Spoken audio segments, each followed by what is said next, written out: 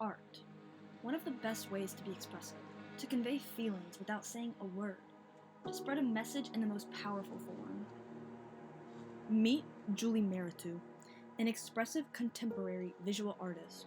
JulieMehretu is born in Ethiopia and immigrated to America to escape the Ethiopian civil conflict.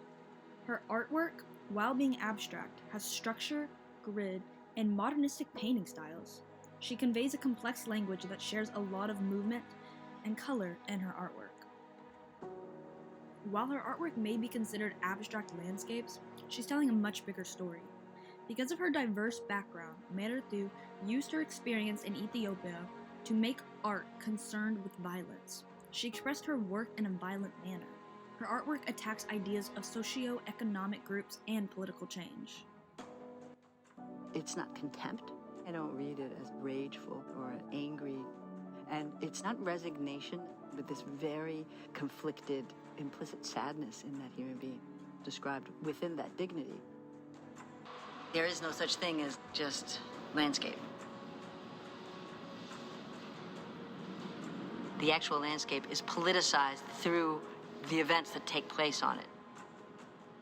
And I don't think it's possible for me in general to ever think about the American landscape without thinking about the colonial history and the colonial violence of that narrative.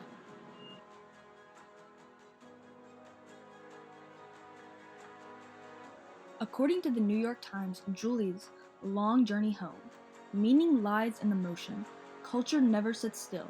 Trade, conquest, reproduction, translation, displacement, intermarriage. Art pancakes all of these movements, mutates en route, gets new identities as it circulates and resettles. Because of her outstanding work, she was announced in the Times 100 Most Influential People of 2020. She's recognized because she demonstrates new forms of expressionism of meaningful artwork. As she shares her message, she inspires people with her unique methods and process.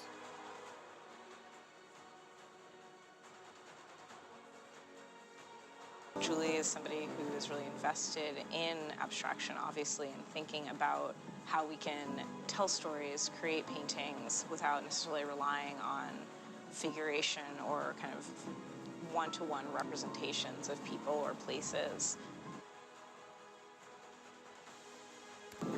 Abstraction is something that you cannot define it. You cannot necessarily hold it. There's an opaqueness to how you think about and how one experiences a painting.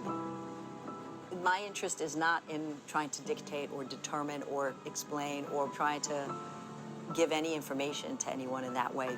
There aren't any directives or any proposals in these paintings. These paintings are really experiential paintings that are informed by the time, by me, by this moment, by trying to digest that.